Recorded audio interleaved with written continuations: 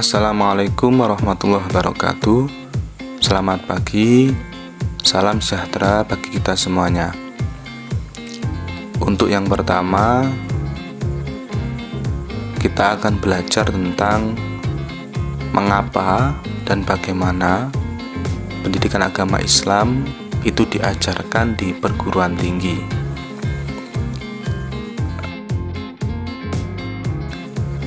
Setelah mengikuti pertemuan yang pertama ini, mahasiswa diharapkan mampu menunjukkan sikap positif terhadap pendidikan agama Islam yang diselenggarakan di perguruan tinggi. Yang kedua, mahasiswa mampu menjelaskan dan menyampaikan argumentasi secara akademik atau profesional mengenai tujuan dan fungsi pendidikan agama Islam sebagai salah satu mata kuliah wajib umum. Karena banyak mahasiswa yang menganggap tidak penting materi pendidikan agama Islam, padahal pendidikan agama Islam di perguruan tinggi itu memiliki dasar-dasar, memiliki alasan-alasan yang cukup penting, sehingga semua mahasiswa itu harus mengikuti pendidikan agama Islam.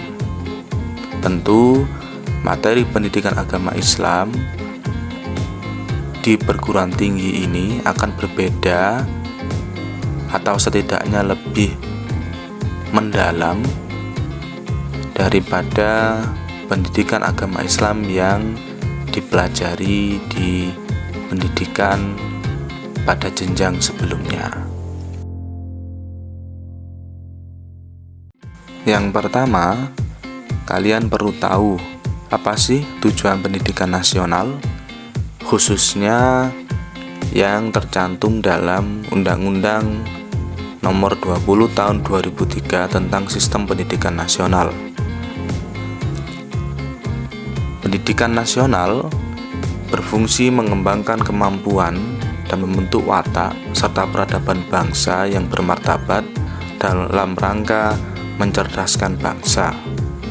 Bertujuan untuk berkembangnya potensi peserta didik agar menjadi manusia yang beriman dan bertakwa kepada Tuhan Yang Maha Esa, berakhlak mulia, sehat, berilmu, cakap, kreatif, mandiri, dan menjadi warga negara yang demokratis serta bertanggung jawab.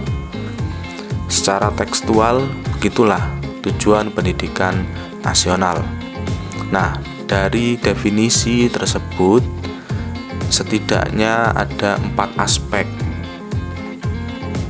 1. Aspek religius. Yang kedua, aspek moral. Yang ketiga, aspek intelektual. Yang keempat, aspek kebangsaan. Dalam beberapa literatur tentang tujuan pendidikan nasional, pendidikan agama Islam mengambil peran utama dalam membina 2 aspek saja, yakni aspek religius dan aspek moral. Tetapi menurut saya, selain aspek religius dan aspek moral, PAI juga mengambil peran dalam aspek kebangsaan.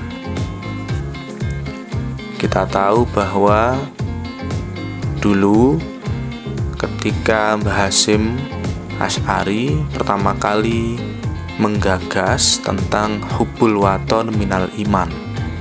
Nah, itu adalah warisan terbesar beliau, ya, salah satu warisan terbesar Mbah Hasyim Asy'ari kepada kita semuanya, bahwa mencintai tanah air adalah sebagian dari iman. Nah, ini berarti pendidikan agama itu juga mengambil peran penting terhadap aspek kebangsaan.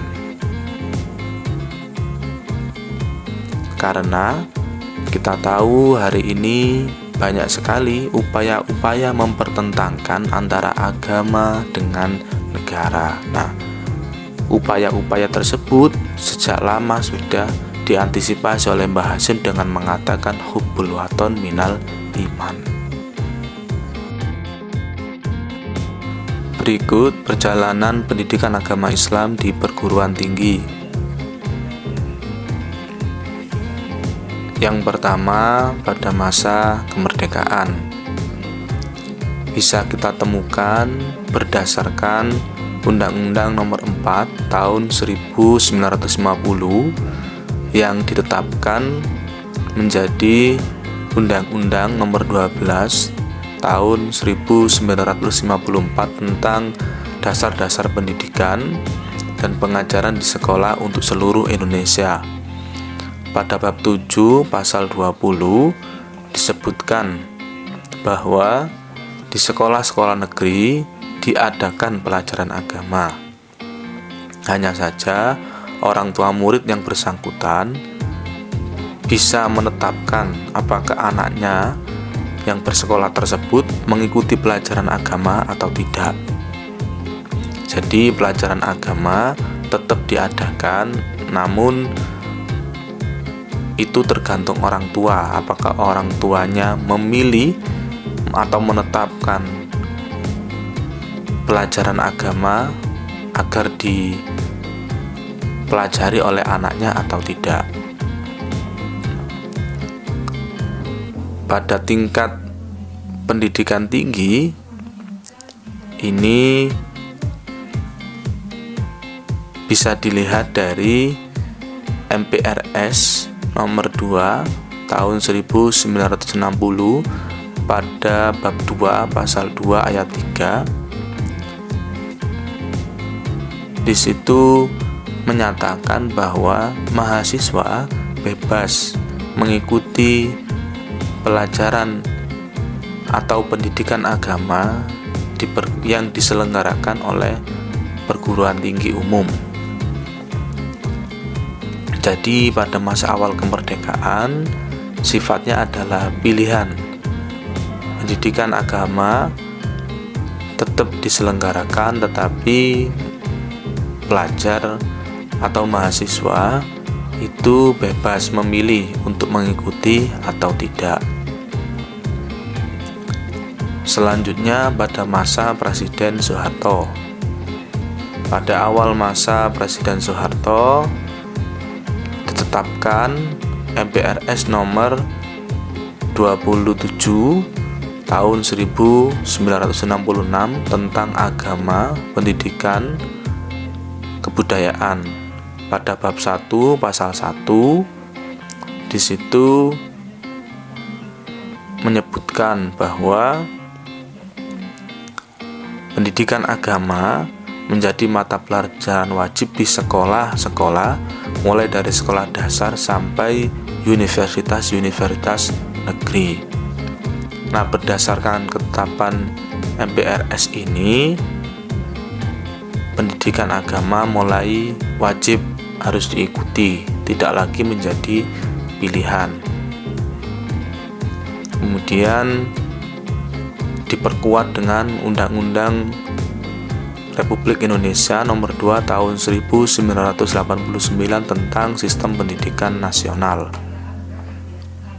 Dalam pasal 39 ayat 2 dijelaskan bahwa isi kurikulum setiap jenis, jalur dan jenjang pendidikan wajib memuat pendidikan Pancasila, pendidikan agama, dan pendidikan kewarganegaraan. Dalam prakteknya, pendidikan agama Islam dilaksanakan mulai dari semester 1 sampai semester 6. Jadi ada pelajaran pendidikan agama Islam 1 untuk semester 1, 2 semester 2, 3 semester 3 hingga semester 6. Nah, sekarang bagaimana pendidikan agama Islam di perguruan tinggi? Nah, ini berdasarkan Undang-Undang Nomor 12 Tahun 2012 tentang Pendidikan Tinggi.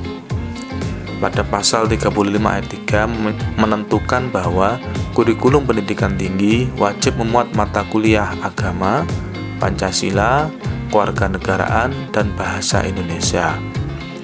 Pendidikan agama Islam ditetapkan sebagai mata kuliah wajib umum. hampir sama pada masa Presiden Soeharto, hanya saja kalau sekarang itu hanya 2 SKS, jadi hanya dilaksanakan di salah satu semester saja. Misalnya sekarang misalnya di ITS NU ini khususnya program studi teknologi hasil pertanian, pendidikan agama Islam dilaksanakan pada semester 1. Jadi itulah dinamika pendidikan agama Islam di perguruan tinggi berdasarkan jejak-jejak regulasi yang ada. Adapun visi, misi, dan tujuan dari pendidikan agama Islam di perguruan tinggi pada intinya adalah ingin menjadikan mahasiswa itu memiliki kecakapan, kemudian memiliki landasan berpikir dan berperilaku dalam mengembangkan kepribadian, keilmuan, dan profesinya itu berdasarkan nilai-nilai agama Islam. Secara tekstual disebutkan bahwa visi PAI di perguruan tinggi terbentuknya mahasiswa yang memiliki kepribadian utuh dengan menjadikan ajaran Islam sebagai landasan berpikir dan berperilaku dalam pengembangan kepribadian, keilmuan, dan profesinya. Adapun misi pendidikan agama Islam di perguruan tinggi ada 4 misi. Misi pedagogis, misi psikososial, misi sosiokultural, dan misi akademik. Bagaimana misi pedagogis? Ini diharapkan ada pengembangan potensi keimanan, ketakwaan, dan akhlak mulia atau karakter baik mahasiswa. Jadi semua mahasiswa potensi keimanan, ketakwaannya itu dikembangkan, dilakukan proses-proses pendidikan sehingga potensi itu bisa berkembang. Potensi keimanan, ketakwaan, karakter baik mahasiswa bisa berkembang. Untuk misi psikososial ini menyiapkan mahasiswa dalam kehidupan itu menjadi masyarakat yang baik, masyarakat yang islami, baik secara pribadi, menjadi anggota keluarga, anggota masyarakat, bahkan sebagai warga negara. Bahkan sebenarnya menjadi warga dunia pun juga harus berkehidupan secara islami, berkehidupan secara baik. Kemudian misi sosiokultural.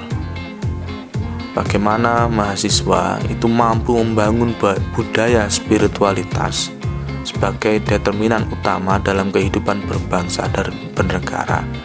Jadi bagaimanapun kebudayaan, peradaban yang ada itu harus dibangun dengan berlandaskan spiritualitas, karena negara Kesatuan Republik Indonesia telah merumuskan Pancasila yang sila pertamanya adalah ketuhanan yang Maha Esa, dan sila yang pertama itu menjiwai sila-sila selanjutnya. Misi yang terakhir, misi akademik. Nah, dalam misi ini bagaimana mahasiswa itu diharapkan bisa mengkaji dan mengembangkan pemahaman ajaran Islam yang terintegrasi dengan berbagai disiplin ilmu. Ini jelas bisa dilakukan karena agama Islam itu juga memuat berbagai prinsip-prinsip, memuat berbagai nilai-nilai universal yang bisa digunakan untuk pengembangan disiplin ilmu yang memanusiakan manusia, yang berkeadilan, yang memberikan manfaat. Adapun tujuan pendidikan agama Islam di perguruan tinggi jelas ya, jadi untuk meningkatkan kualitas keimanan, ketakwaan, dan akhlak mulia mahasiswa. Yang kedua, meningkatkan kualitas dan kuantitas pelaksanaan ibadah ritual mahasiswa. Yang ketiga, meningkatkan pengetahuan dan keterampilan mahasiswa dalam menjalani kehidupan yang bisa saja dan memang akan ada permasalahan yang nanti diselesaikan dengan berdasarkan ajaran agama Islam. Yang keempat, meningkatkan kematangan dan kearifan berpikir serta perilaku mahasiswa dalam pergaulan global. Dalam pergaulan global yang begitu bebas, begitu beragam, maka nilai-nilai agama dan nilai-nilai kearifan lokal itu penting untuk dipegang oleh mahasiswa, sehingga tidak mudah terpengaruh dengan berbagai hal-hal yang negatif dalam dunia global. Yang terakhir, meningkatkan pemahaman dan kesadaran mahasiswa dalam mengembangkan disiplin ilmu dan profesi yang ditekuninya sebagai ibadah. Jadi tidak lagi ada pemisahan antara ibadah ritual dengan ibadah sosial. Ibadah sosial ini berdasarkan dengan disiplin ilmunya, berdasarkan aktivitas sosialnya. Jadi ibadah itu tidak hanya berurusan dengan sholat, zakat, puasa, tetapi ketika mengembangkan keilmuannya, ketika melakukan pengabdian, ketika membantu masyarakat dengan keilmuannya, itu juga bagian dari ibadah.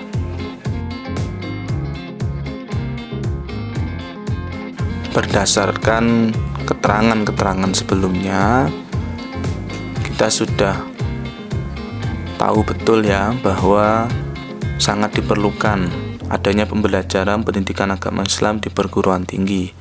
Nah, untuk memperkuat itu, berikut adalah sumber-sumber yang menguatkan perlunya pembelajaran pendidikan agama Islam di perguruan tinggi. Setidaknya ada 4 sumber.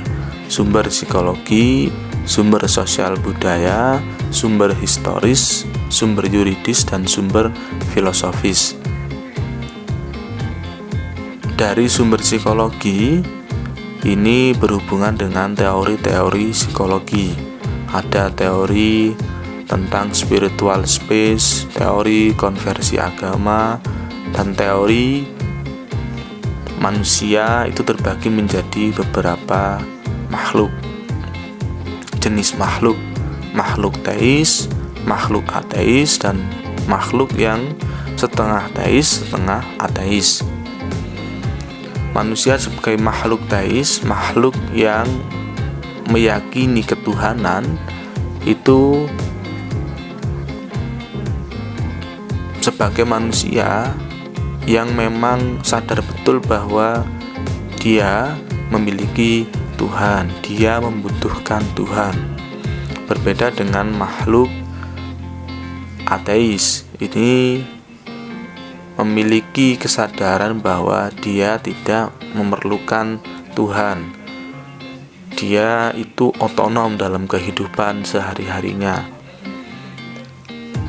Dan kalau makhluk dan manusia sebagai makhluk setengah ateis dan ateis ini ya sifatnya pasif, tergantung situasi. Dia mau menjadi manusia yang bertuhan atau manusia yang tidak bertuhan, kan gitu. Nah, ketiga jenis ini seringkali beberapa orang dalam kelompok ini saling mempengaruhi, meskipun ada juga yang saling menghormati. Mereka yang teis menghormati yang ateis menghormati yang teis.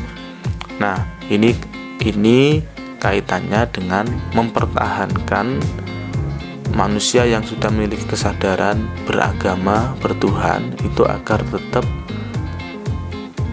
kuat begitu. Jadi sumber psikologisnya itu bertujuan untuk itu. Nah, kemudian teori spiritual space, bagaimanapun ya yang menciptakan manusia ini kan Tuhan, maka ada sisi di mana ruang spiritual di dalam manusia itu sendiri. Terkait spiritual space ini, beberapa ahli menyatakan bahwa ketika ruang spiritual itu tidak diisi dengan hal-hal yang lebih tinggi, maka ruang spiritual itu akan diisi dengan hal-hal yang lebih rendah. Apa hal-hal yang lebih tinggi itu? Hal-hal yang lebih tinggi adalah sesuatu yang sifatnya kebaikan, sifatnya perjuangan, sifatnya kemaslahatan. Nah, hal-hal yang lebih rendah itu apa? Ya, sikap hidup yang kerdil, keji, kikir, dan hal-hal yang sifatnya individualis dan sebagainya. Maka spiritual space ini perlu diisi dengan nilai-nilai yang tinggi. Begitulah kemudian pentingnya pendidikan agama Islam itu diajarkan. Selanjutnya, teori soal konversi agama. Apa itu teori konversi agama? Nah, teori ini berhubungan dengan perpindahan keyakinan. Jadi, teori ini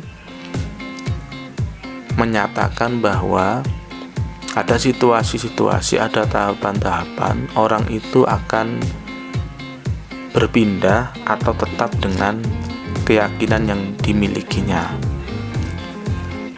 Salah satu teori menyebutkan tahapan-tahapannya, ada masa tenang yang pertama, kemudian ada masa gelisah, ada masa konversi, ada masa gelisah 2, dan ada masa tenang 2. Masa tenang pertama itu artinya kita sudah merasa tenang dengan keyakinan kita. Kemudian melalui masa gelisah yang kedua, ketika kita belajar sesuatu yang baru, belajar sesuatu yang berbeda, nah akhirnya kita gelisah. Sebenarnya mana yang benar, mana yang lebih baik antara keyakinan yang telah kita yakini dengan keyakinan yang kita temukan baru saja, kan begitu. Nah, memasuki masa konversi yang ketiga, masuki masa konversi ya, ketika motivasi ke arah keyakinan yang berbeda atau baru tersebut berkuat, maka terjadilah perpindahan. Jadi misalnya kita dalam konteks internal agama, misalnya sejak kecil kita belajar tentang agama berdasarkan mazhab Syafi'i. Kemudian ketika dewasa kita dikenalkan dengan mazhab Hanafi, mazhab Maliki, dan seterusnya. Dan disitulah ketika kita sudah tahu, ternyata kita lebih condong ke mazhab Hanafi. Bisa saja kita akan berpindah dari mazhab Syafi'i ke mazhab Hanafi. Itu kalau dari sisi internal agama. Kalau dari sisi lintas agama, bisa saja yang masa kecilnya Muslim, kemudian pada waktu dewasa dia memilih berpindah agama menjadi Konghucu, menjadi Kristen Protestan, dan sebagainya.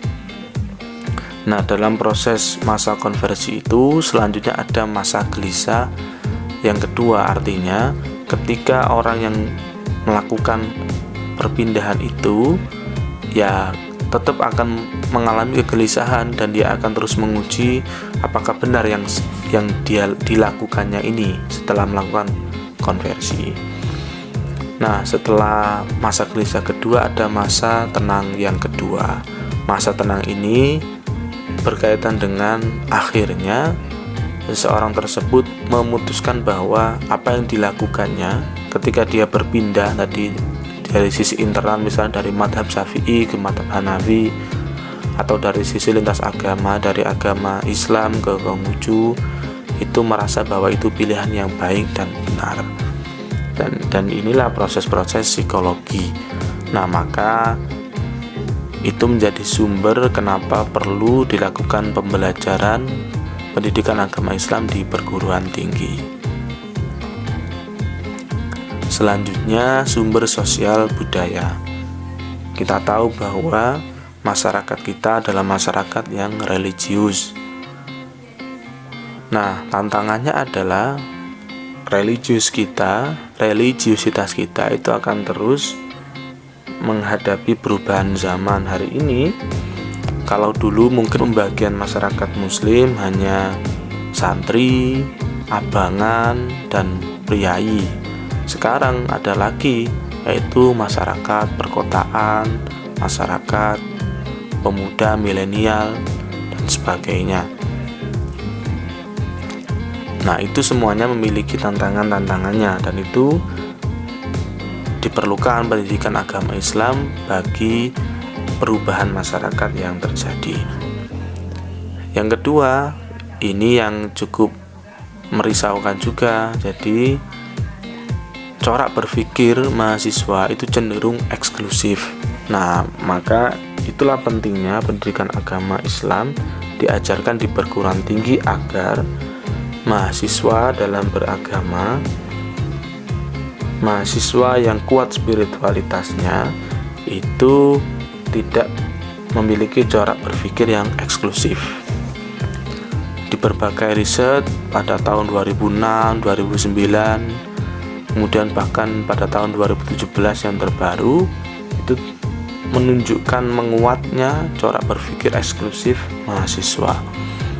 Mahasiswa-mahasiswa ini misalnya tidak setuju atau tidak mendukung dengan pemimpin yang berbeda agama. Kan lucu, di Indonesia ini kan beragam agama, beragam suku, beragam penghayat kepercayaan. Ketika ada camat misalnya, atau kepala dinas misalnya, yang ternyata itu berbeda agama dari kita dan mereka tidak mendukung hanya karena alasan agama. Ini kan sesuatu yang lucu, sesuatu yang tidak benar, kan begitu. Karena perbedaan agama, perbedaan keyakinan itu hal yang sangat wajar. Nah, maka pendidikan agama Islam di perguruan tinggi kaitannya dengan cara berpikir eksklusif mahasiswa itu bisa bergeser menjadi cara berpikir yang inklusif. Selanjutnya, sumber historis. Ya, berdasarkan sejarah, kita tahu ada dua sistem pendidikan di Indonesia, yaitu pesantren dan sekolah. Pada sisi tertentu, pesantren hanya kuat di bidang agama, sekolah hanya kuat di bidang keilmuan umum. Tetapi pada sisi yang lain, ada juga pendidikan yang berusaha memperkuat agama dan memperkuat pendidikan umum.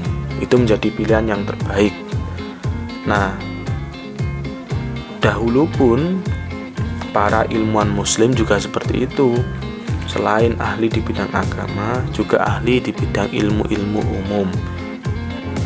Banyak tokoh filosof Islam yang ahli kedokteran, juga ahli fikih. Banyak yang ahli astronomi, juga ahli ilmu kalam dan sebagainya. Nah, dalam rangka mencapai itu yang seimbang antara pendidikan agama dan pendidikan umum, maka dilaksanakan pembelajaran agama Islam, pendidikan agama Islam di perguruan tinggi umum. Kemudian dari sumber yuridis, sumber-sumber regulasi dan hukum. Ini yang pertama berdasarkan Pancasila. Kemudian Undang-Undang Dasar 1945. Kemudian diturunkan lagi ada Undang-Undang Nomor 20 Tahun 2003 tentang Sistem Pendidikan Nasional. Kemudian ada juga yang memperkuat bahwa perlunya pendidikan agama Islam di perguruan tinggi adalah Undang-Undang Nomor 17 Tahun 2007 tentang Rencana Pembangunan Jangka Panjang Nasional tahun 2005 sampai 2025. Kemudian diperkuat dengan peraturan pemerintah Nomor 5 Tahun 2010 tentang Rencana Pembangunan Jangka Menengah 2010-2014. Kemudian ada peraturan pemerintah Nomor 19 Tahun 2005 yang kemudian dirubah menjadi peraturan pemerintah Nomor 32 Tahun 2013 tentang Standar Nasional Pendidikan.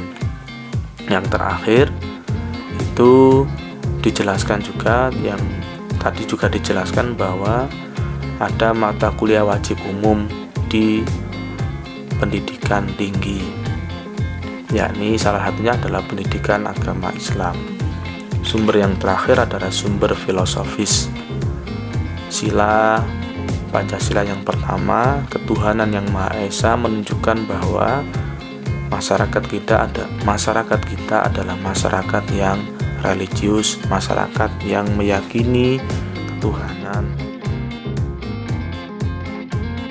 Setelah kita mengetahui sumber dasar mengapa pendidikan agama Islam itu harus diselenggarakan di perguruan tinggi, maka kita beralih membincang tentang model pendekatan atau metode pembelajaran pendidikan agama Islam di perguruan tinggi.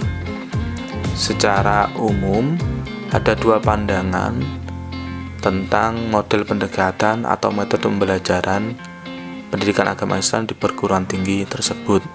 Yang pertama, model pendekatan yang menonjolkan substansi atau materi. Jadi mahasiswa itu diberikan saja sebanyak-banyak materi tentang agama Islam. Tentu materi ini diberikan secara mendalam dan luas. Yang kedua, model pendekatan atau metode pembelajaran pendidikan agama Islam di perguruan tinggi yang menonjolkan pendekatan atau metode pembelajarannya. Artinya, dosen lebih banyak memberikan cara-cara bagaimana belajar agama Islam ini, karena persoalan agama itu akan terus mengalami perkembangan. Untuk model pendekatan atau metode pembelajaran yang menonjolkan substansi atau materi, ini dilakukan melalui 3 pendekatan. Yang pertama, pendekatan kajian Al-Quran dan sejarah Islam. Yang kedua, pendekatan kajian disiplin ilmu dan isi atau ajaran. Yang ketiga, pendekatan tentang tujuan didatangkannya syariat Islam. Untuk pendekatan kajian Al-Quran dan sejarah Islam, ini penting dilakukan karena bagaimanapun Al-Quran itu adalah sumber ide-ide, sumber gagasan agama Islam itu ya intinya di dalam Al-Quran itu sendiri. Nah, meskipun juga diperlukan bagaimana kajian sejarah, sosio-kultural, dan bagaimana situasi pada waktu itu.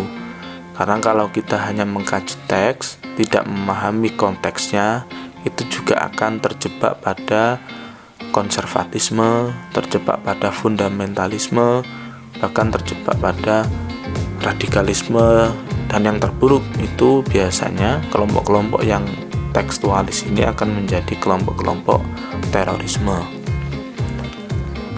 Untuk pendekatan kajian disiplin ilmu dan isi ajaran, ini dilakukan di perguruan tinggi agama. Kita yang di perguruan tinggi umum tentu tidak menggunakan pendekatan ini. Yang ketiga, pendekatan tentang tujuan didatangkannya syariat Islam. Ini kalau di dunia pesantren sering kita sebut dengan maqasidus syariah. Dulu maqasidus syariah itu hanya ada 5. Tetapi dalam perkembangannya sekarang maqasidus syariah itu bertambah ada 2 poin lagi.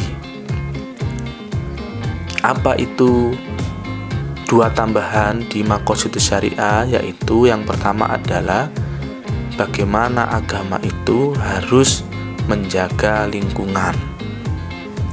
Yang kedua, tambahan yang kedua, bagaimana agama itu harus menjaga tanah air. Nah, ini sesuatu yang penting untuk diketahui oleh mahasiswa di perguruan tinggi umum. Jadi agama itu tidak bertentangan dengan negara, tidak bertentangan dengan menjaga tanah air, karena itu sudah menjadi salah satu maqasidus syariah. Nah, tentang maqasidus syariah yang kelima seperti menjaga agama, menjaga jiwa, menjaga harta, menjaga keturunan, itu silakan diperdalam dengan membaca di berbagai sumber. Tetapi yang pasti maqasidus syariah ya saat ini itu sudah ditambah 2 tadi, itu menjaga lingkungan dan menjaga tanah air. Kemudian metode pendekatan atau metode pembelajaran PAI di perguruan tinggi yang menonjolkan pendekatan atau metode pembelajaran ini menggunakan 3 cara. Yang pertama, studi implementasi kaidah 5. Yang kedua, metode tipologi agama. Yang ketiga, studi tematik Al-Quran dengan Al-Quran digital. Untuk yang nomor 3, studi tematik Al-Quran dengan Al-Quran digital, ini akan dibahas lebih lanjut dalam topik-topik selanjutnya.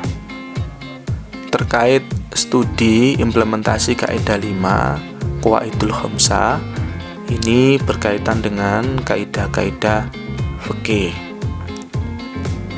Nah, kaidah-kaidah fikih ini ada 5. Yang pertama, segala urusan itu tergantung kepada tujuannya. Nah, inilah yang mengharuskan kita itu mendasarkan amal kita pada niat yang baik.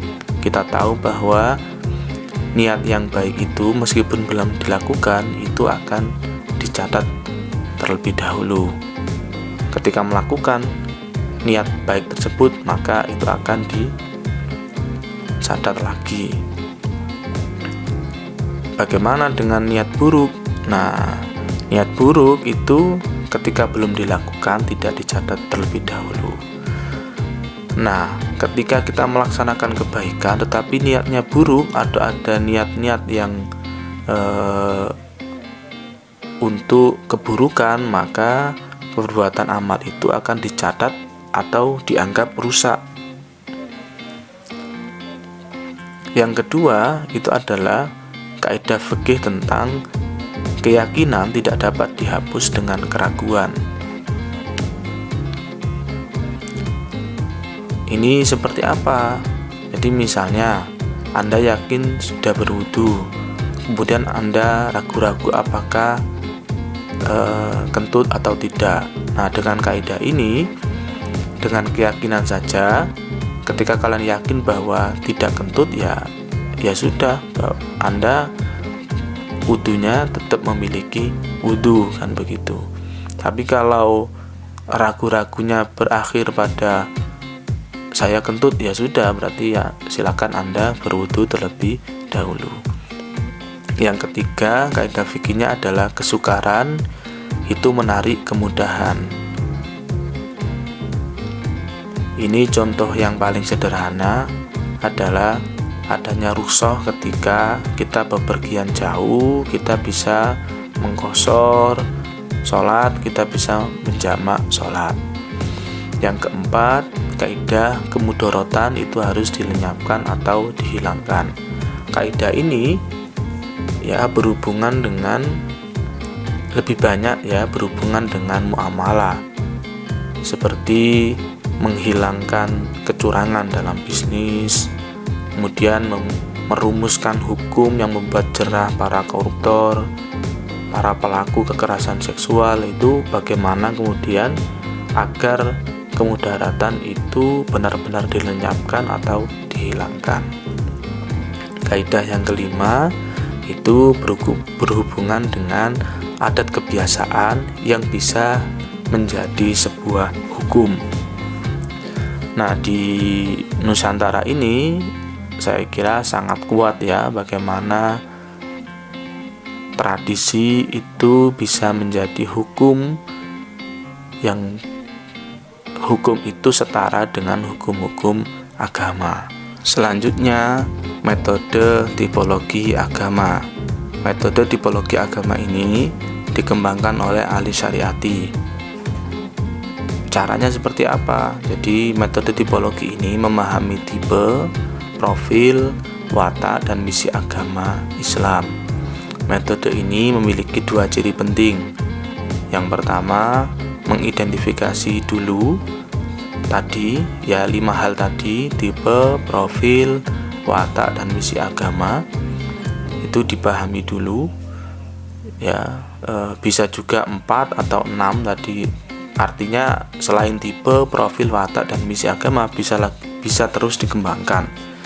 Ketika kita sudah melakukan identifikasi, baru cara yang kedua adalah kita membandingkan 4 atau 5 atau 6 aspek tadi, itu dibandingkan dengan